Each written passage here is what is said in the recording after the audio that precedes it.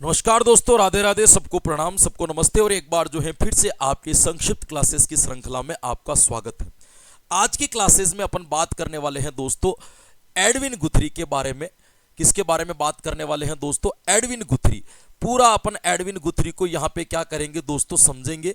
Edwin गुथरी के बारे में अपन बातचीत करने वाले हैं। ध्यान रखना, एडविन गुथरी आपके एक व्यवहारवादी मनोवैज्ञानिक माना जाता है। कौन सा मनोवैज्ञानिक माना जाता है? तो ये आपके एक प्रकार का व्यवहारवादी मनोवैज्ञानिक है।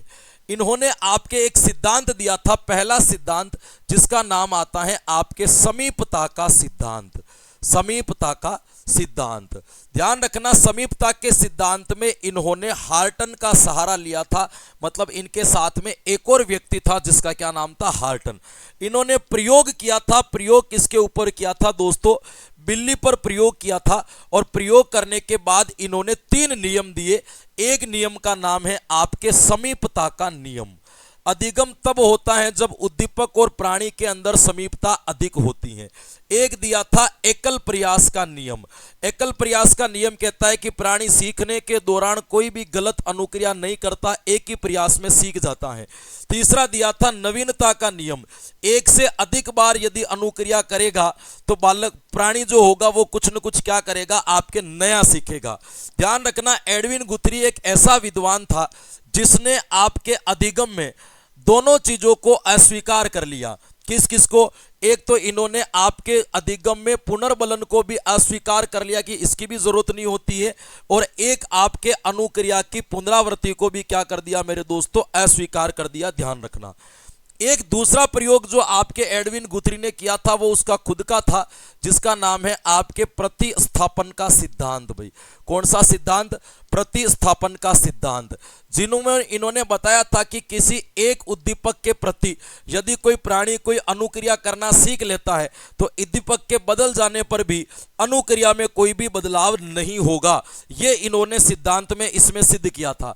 ध्यान रखना, ये प्रयोग इन्होंने किसके ऊपर किया था? ये प्रयोग इन्होंने एक तो लिया था आपके खरगोश। एक यहाँ पे 2-2.5 साल का लड़का था जिसका नाम था पीटर, और यहाँ पे एक अधेड़ महिला थी जिसका नाम था जॉन्स आंटी, है ना। इन तीनों के ऊपर इन्होंने क्या किया था? प्रयोग किया था।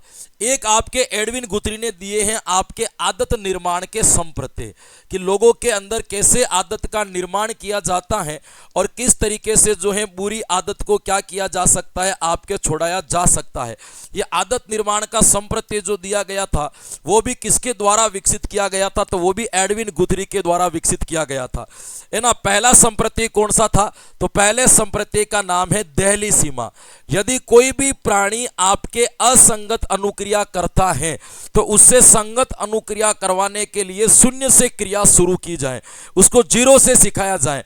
नवी क्लास का कोई बच्चा एलसीएम नहीं सीख रहा है तो उसको जोड़ बाकी गुणा भाग से सिखाया जाए, उसमें आदत का विकास हो जाएगा और धीरे धीरे उस चीज को क्या कर लेगा? सीख लेगा। दूसरा इन्होंने बताया था थकान। यदि किसी प्राणी के अंतर्गत आपके कोई बुरी आदत या कोई असंगत आदत विकसित हो गई हो तो उसको छुड़ाने के लिए, उसको बंद कराने की बजाय उस आदत की पुनरावृत्ति इतनी बार कराई जाए कि प्राणी उसके अंदर थकान का अनुभव करें, प्राणी उसके अंतर्गत जो है आपके किसका अनुभव करें? आपके थक जाएं और उस क्रिया को अपने आप ही क्या कर दे मेरे दोस्तों? बंद कर दें।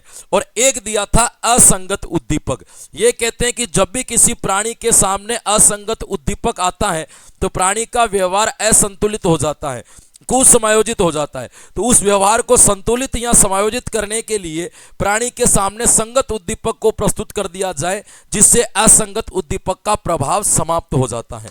यह आपके एक छोटा सा सिद्धांत था। वो किसका था मेरे दोस्तों? एडविन गुथरी का।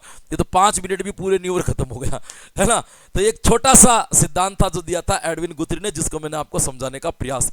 ये 5 मिनट की श्रृंखलाएं इंपॉर्टेंट है, आप इसको पढ़ते रहें। ये मैं इसलिए बता रहा हूं कि आप चलते फिरते भी कभी ऐसे बैठे बैठे भी देख लिया 5 मिनट का वीडियो है, रात को सोने से पहले देख लिया, जगते ही देख लिया, इसलिए मैं ऐसे वीडियो बनाता हूं जिससे आपको थोड़ा सा क्या रहेगा? बेनिफिट भी रहेगा, है ना। Thank you so much. फिर मिलेंगे नए वीडियो में, तब तक के लिए।